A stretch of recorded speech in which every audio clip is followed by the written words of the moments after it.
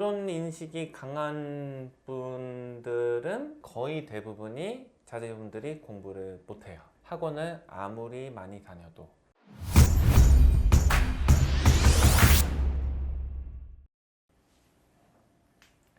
대치동 내부 고발자입니다. 유튜브를 보면은 이런 것들이 많아요. 상위 1% 학생들의 특징. 근데 이런 건 없죠. 하위 1% 학생들의 특징. 이런 건 없어요. 이 학생들이 소외감을 느끼고 있습니다.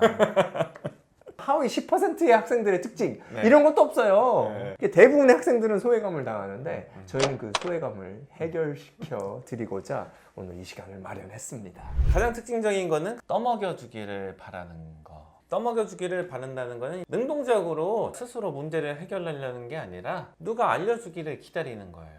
누가 다 설명해줘서 사리에 합당하다는 느낌이 날 때까지 충족시켜 주기를 바라는 거죠. 그거를 이제 기다리는 경우가 많다. 하위권 학생들은 대체로 이래요, 실은. 이것도 실은 말씀드리기 좀 조심스러운데 학원에 오는 하위권 학생들의 부모님들이 공통적으로 갖고 계시는 특징이 있어요. 시간 지키기나 수업 교재 챙기기 이런 거를 대수롭지 않게 여기시는 분들이 많아요. 정확한 메커니즘까지는 설명을 드리기가 힘들 수는 있는데 통계적으로 봤을 때는 비슷해요. 시간 지키기 혹은 과제 같은 거 해오는 게 얼마나 중요하냐에 대한 인식, 교재 챙기기에 대해서 그냥 대충 해도 된다. 교재 뭐 처음에 한두 번 수업 봤을 때는 잘 못 챙겨갈 수도 있다. 시간 좀 늦을 수도 있는 거 아니냐. 숙제 같은 거 뭐 못할 수도 있는 거 아니냐. 이런 인식이 강한 분들은 거의 대부분이 자제분들이 공부를 못해요. 학원을 아무리 많이 다녀도.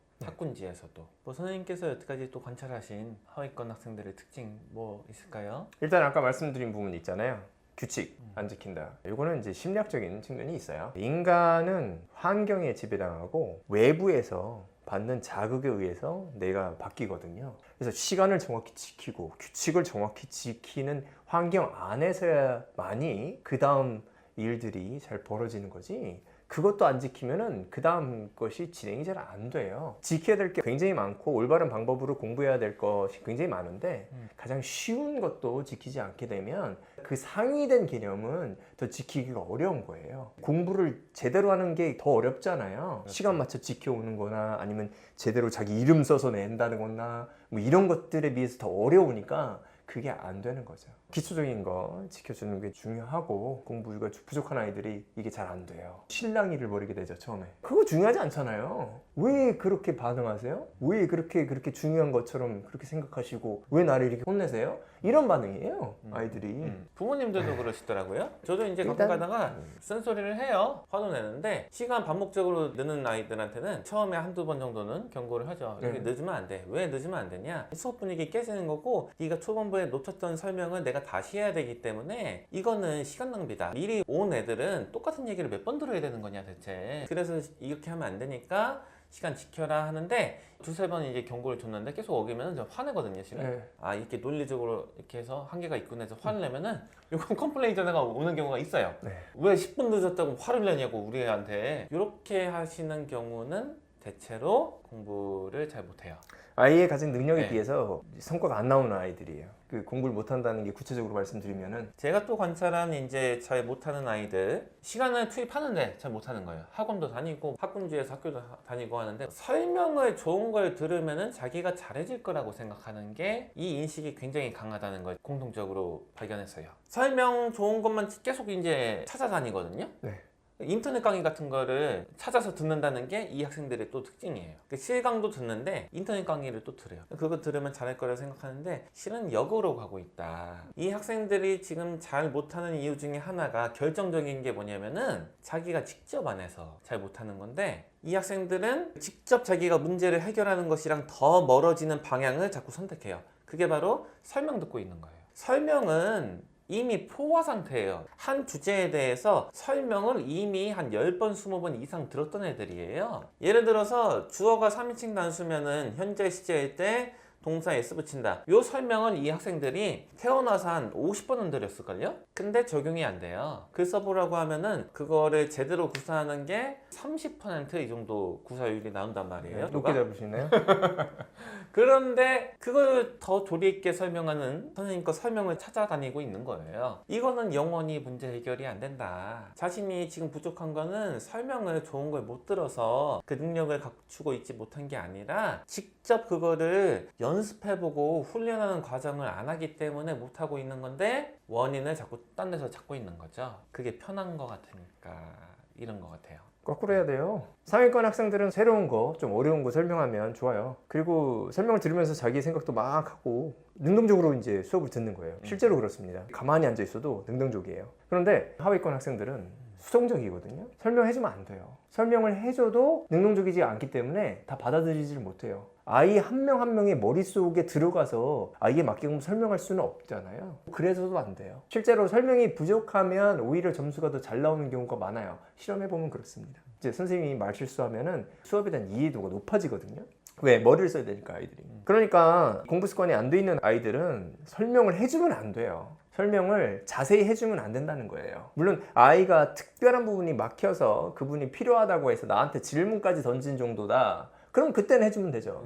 그리고 설명을 A, B, C를 다 설명해 준다. 그러면은 이제 안 되는 거예요. 일반적으로 많이 일어난 일은 아이가 3번 문제를 모르겠대요. 제가 한번 다시 읽어줘요, 3번 문제를. 그러면 알겠대요. 이런 경우가 굉장히 많아요. 듣는 거에만 익숙해서 그런 거죠? 자기가 직접 하는 거에는 익숙하지 않으니까 안 하고. 예. 제대로 그 질문을 읽질 않았어요. 뭐뭐하지 않은 것은 이거를 안 읽은 거예요. 질문 자체를 안 읽는 경우가 많아요. 그냥 지문 읽고 보기만 봐요. 그리고 문제 틀려요. 왜 틀린지 몰라요. 그래서 질문을 다시 읽어주면 설명을 할 필요가 없어요. 많은 경우에 그렇습니다. 설명을 자세히 해주면은 공부 습관이 안 되는 아이들은 해가 돼요. 수동적으로 변하는 거죠. 요거에 대한 인식은 좀 개선을 했으면 좋겠다 이런 마음이고요. 저도 실은 이런 거에 어려움이 있을 때가 많아요. 이런 얘기를 해줘요. 한 번은 설명을 해주는데 그 다음부터는 설명해준 거에 대해서는 물어보지 마라. 내가 설명한 내용에 대해서는 질문하면 나 대답 안 할 거다. 관련된 자료는 너네한테 줄게. 여기서 찾아서 해라. 이렇게 하면은 흔히 잘 못한다는 수동적인 애들은 안 찾아보고 화내요. 아니면은 화를 안 내더라도 속으로 이제 뭔가 잘못됐다 이렇게 생각하고 있고, 읽어봐서 스스로 찾아서 하라고 하면은 이거는 선생님이 자기 할 역할을 안 하고 있는 거다 이렇게 생각해서 제대로 안 하겠다고 뭐 이렇게 하는 애들 많더라고요. 그거는 의식이 개선이 필요하다. 그리고 그걸 아이들이 이제 집에서 얘기를 할 때가 있어요. 엄마, 선생님이 설명 안 하고 나한테 질문도 하지 말라고 했어요.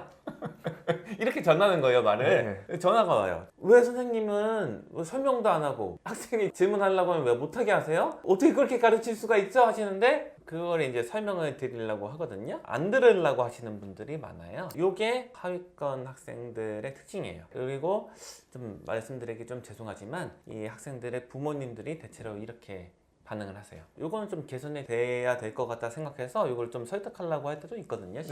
설득 안 할 때도 있어요. 제가 여쭤봐요. 그런 경우가 많기 때문에 제가 이거를 왜 이렇게 했는지 설명을 드리는 게 낫겠습니까? 아니면은 그렇지 말까요? 하면은 듣고 싶지 않다고 뭐 이런 분들한테는 설명을 안 해요. 그거를 뭐 들어보겠다 하시는 분들한테 제가 설명을 해드려요. 아이가 이미 이 주제에 대해서 설명을 몇십 번은 들었을 거다. 학교 공교육 과정에도 이게 내용이 들어있고 학원도 여태까지 계속 다녔으니까 이미 설명은 수십 번을 들었는데 이거를 전혀 감을 못 잡고 형성이 돼야 될 능력이 안 갖춰져 있는 거는 설명을 안 들어서가 아니지 않냐.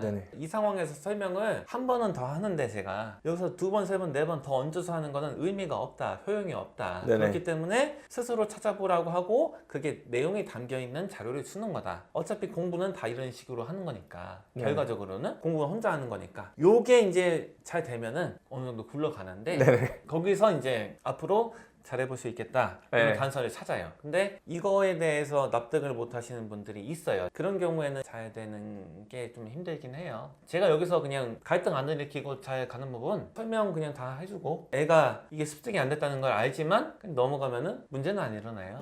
전혀 컴플레인 하나도 안 받고요. 애도 그게 끄덕거리고 이러고 있어요. 선생님은 설명했으니까. 근데 이거는 양심적인 건 아닌 것 같아요. 제가 그래도 사교계에 있지만 선생님이잖아요. 네. 이렇게 하면 안 되잖아요. 요거에 대해서 이제 항상 어려움이 있다. 못하는 학생들의 특징은 원인을 설명의 부재에서 찾는다. 학생 입장에서 좀 생각해 보고 싶어요. 학생 입장에서는 엄청난 무관심 속에서 공부를 했어요. 학원에 몇 시에 가고 몇 시에 집에 오고 얼만큼 공부를 하고 이런 것이 아니라 실질적으로 아이가 공부를 어떻게 하는지에 대한 무관심 속에서 지금까지 공부를 한 거예요. 이 무관심은 부모님으로부터 그리고 선생님으로부터 무관심을 받은 겁니다. 제대로 생각을 하고 공부를 하는 건지 아니면 공부를 하는 척을 하는 건지에 대한 관심이 부족했다. 따라서 이런 관심이 없는 상태에서 아이가 올바른 방법으로 공부를 자연스럽게 할 수 있는 가능성이 굉장히 희박하다. 학생의 입장으로 변론하자면 그렇습니다. 여기서 상당히 타당성이 있다고 보고요. 능력에 비해서, 지능에 비해서 성적이 안 나온 아이들을 보면은 이런 경우가 많아요. 명목적인 것만 따지시는 분이 있고 명목적인 것도 안 따지는 경우도 있어요. 일주일에 학원 5시간 갔다 왔는데 집에서는 공부 전혀 안 하고 그런데 이제 관심이 없으셨던 거죠, 부모님이. 이런 경우도 있고요. 그리고 그냥 앉아만 5시간 있어서 공부하고 이제 어떻게 뭐 제대로 하는지 관심이 크게 없으셨으니까 아이가 그런 습관은 이제 생기지 않고 부모님보다 교육하시는 분들이 더 안 좋다. 아이 제대로 공부하는지 관심 가지고 지도하셔야 되는데 뭐 이런 경우 있어요. 아직도 있습니다. 학원 2달, 3달 안 다녔어요. 그런데 학원비 그냥 내고 있는 거예요. 아이는 그 학원 가는 시간에 어디서 떡볶이 먹고 놀고 있어요. 그런데 피드백 나가는 건 아이가 잘 되고 있다. 이런 식으로 나간단 말이에요. 가끔씩 전화 오면은 이런 경우도 아직도 있습니다. 저도 화들짝 놀라는데 면목적인 것도 챙기지 못하는데 진솔한 아이의 진짜 중요한 공부에 대한 부분에 대한 관심이 있을까요? 없잖아요. 엄청나게 무책임한 지도 아닙니까? 그러니까 아이도 무책임하게 되죠. 거기서 배우는 거 아니에요? 그래서 아이 입장에서는 공부에 대한 무관심 속에서 공부를 하니까 안 된다. 지도하는 입장에서는 공부 제대로 하는지 관심을 가져야 된다. 그리고 또 아이 입장에서는 능동적인 사고를 하고 싶어도 제지를 당해요. 그거 아닌 것 같은데 이렇게 얘기해도 됐어, 그만해, 뭔 소리야, 이런 식으로 딱딱 끊어버린단 말이에요. 최소한 논리가 좀 있으면 그건 논리는 있는데 우리 지금 같이 하는 데서는 그거 같이 할 수가 없어. 너한테 다 맞춰줄 수 없잖아. 그러니까 우리 이거 같이 일단 하자. 이 정도는 해줘야 되잖아요. 근데 그게 안 되는 환경에서 공부를 하는 거예요. 아이가 너무 많아서 또는 선생님의 역량이 부족해서 그런 얘기 듣고 반응을 못하는 그런 곳에서 공부를 하면은 아이는 어떻게 됩니까? 수동적으로 공부할 수밖에 없잖아요. 하라니까 한다. 근데 왜 이렇게 해야 되고 어떻게 하는지 잘 모르겠지만 그냥 하라니까 한다. 질문이 있었는데 그 질문 하면 안 되는구나 해서 질문이 만들어지지도 않아요. 시간이 지나면. 그럼 아이 수동적으로 사고하게 되죠. 이것을 강요받는 아이들. 그래서 아이가 수동적으로 공부한다. 이유가 다 있는 거예요. 아이만 탓할 건 없다. 저는 그렇게 봅니다. 제 자신도 느꼈던 거고요. 학생 때 목격도 꽤 많이 했던 것 같아요. 선생님들이나 집에서 그렇게 만든 게 크다 이런 생각을 저도 지금 하게 되네요. 잘 못하는 학생들의 특징 중에 하나는 점수에 직결되는 것만 공부하려는 성향이 강하거든요. 어떤 시험이든 간에 실력을 점검하는 거잖아요. 실력을 점수로 환산해서 보여주는 게 그 결과물이 이제 점수인데 실력은 별로 쌓일 생각이 없어요. 근데 점수만 잘 받는데 필요한 거를 일시적으로라도 이렇게 습득해갖고 시험을 잘 보겠다 이런 거예요. 이런 일은 거의 일어나기 힘들다. 단기적으로 굉장히 쉬운 시험 같은 경우에는 일부분 구현될 수가 있는데 장기적으로 구현될 수는 없다 까지 좀 봐왔던 거고요. 꼼수 좋아하는 거죠. 꼼수 예제 하나 들어드리겠어요. 중학교 내신인데 지문을 다 외워버려요. 이게 꼼수예요. 지문을 다 외우는 건 어려운 거 아닌가요? 그 많은 노력과 열정이 필요하잖아요. 맞아요. 그런데 그게 제대로 공부하는 것보다는 쉽거든요. 제대로 그 지문의 내용을 파악을 하고 거기 있는 문법적인 요소를 알고 있고 그거에 대한 반응을 하고 지문이 변하더라도 그 내용을 알 수 있게끔 공부를 해놓는 게 제대로 된 공부지, 단순히 암기하는 거는 그게 쉬운 방법이고 꼼수예요. 나중에 고등학교 가면 먹히지도 않을 방법이잖아요. 영어에 있어서는 이런 게 있더라고요. 공부를 잘 못하는 경우에는 이런 생각을 해요. 단어, 말하기, 글쓰기, 문법, 독해 이런 게 다 분리되어 있는 거라고 생각하거든요. 문법을 잘하고 싶은데 왜 단어를 외우라는 거야? 말하기를 잘하고 싶은데 왜 글을 읽으라는 거지? 이런 식으로 다 분리돼서 생각을 하더라고요. 이게 실은 어떻게 보면은 영어 학습에 대해서 이해가 없는 거긴 한데 분리된 사고 이렇게 했을 때 잘하는 경우는 거의 못 봤어요. 분리되면 마음은 편하거든요. 그 영역들이 시너지를 가지고 전체적으로 좋아져야지 영어 실력이 되는 거잖아요. 근데 이제 분리를 시켜요. 난 리딩은 못하지만 문법은 잘할 수 있어. 그래서 문법의 개념을 잘 이해해놓고 나중에는 난 문법을 잘하는데 영어 전반적으로 왜 이렇게 못하지? 이런 식으로 생각을 하는 거죠. 그게 자기 위안을 위한 방법으로 쓸 때가 많아요. 나는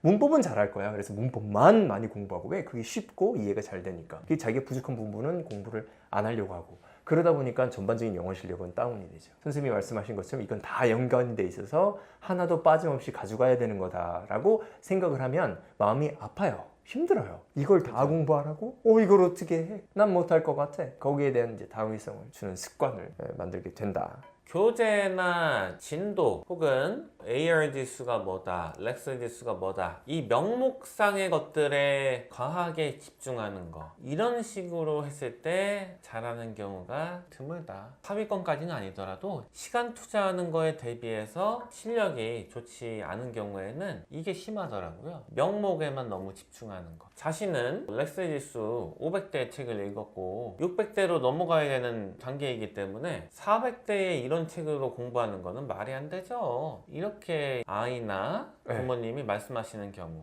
명목에만 집중하는 것, 또 다른 예는 무엇이냐면은 미국 교과서로 반드시 공부를 해야 된다. 이런 식으로 교재의 명칭 같은 거에 지나치게 이제 집중하시는 경우에는 투자하는 시간에 비해서 효율이 좋지 않을 때가 많더라고요. 교재가 영어 교과서든 터플이든 아무런 명목을 주지 않은 그냥 리딩 교재든 간에 내용이 학습자한테 맞으면 괜찮은 거잖아요. 네. 그런 게 중요한 것인데 그 내실은 별로 집중을 안 하시고 하는 공부에 부여된 명칭에만 자꾸 집중을 하시는 경우에는 투입한 노력에 비해서 결실이 적은 경우가 현저하게 많다. 실질을 좀 더 생각해 보시면 좋겠다. 저희 이제 채널도 그렇고 저희 학원도 그렇습니다. 부모님들이 교육을 아시는 분들이 많아요. 선생님들이 많으세요. 그러면 이 선생님들의 특징이 뭐냐? 교재에 그렇게 크게 신경 안 써요. 똑같은 교재를 한다고요?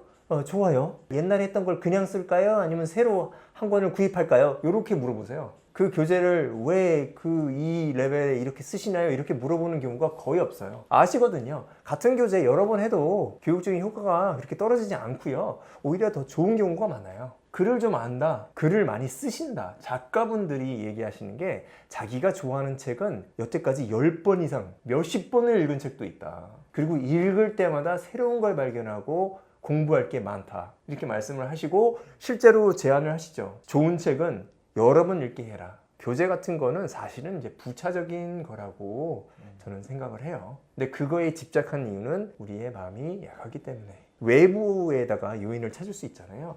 내가 열심히 안 해서 성적이 늘지 않고 실력이 늘지 않은 건데, 아니면 내가 올바른 방법으로 하면 노력한 만큼 좋아질 건데, 그렇지 않고 교재 선정에 신경을 많이 쓰고 교재를 선정하면 내 실력이 좋아질 것 같은 의존성을 이제 보여준다고 저는 봅니다. 정해져 있지가 않아요. 실제로 정해져 있지가 않아요. 올바른 공부 방법, 그리고 올바른 공부에 대한 생각을 가지고 접근을 하면 성적이 좀 안 좋은 학생들이 빠른 시간에 큰 발전을 할 가능성이 있어요. 물론 전제는 이런 생각들, 기초적인 부분들이 바뀌어져야지 이 변화가 있습니다. 근데 변화는 분명히 가능하고요. 지능 능력이 결정하는 부분이 크지 않기 때문에 혹여나 이런 것들이 부족해도 공부에 대한 방법을 통해서 정말로 많은 변화를 일으킬 수가 있어요. 이것은 학생도 믿어야 되고 선생님도 믿어야 되고 부모님도 이 사실을 인지하시고 이게 진실이기 때문에 이거에 따라서 생각을 바꾸고 올바른 방법으로 공부를 하시면 분명히 변화가 있고 성적이 좋아지고 공부를 잘하게 됩니다. 이번 편 이 정도로 해볼까요? 네.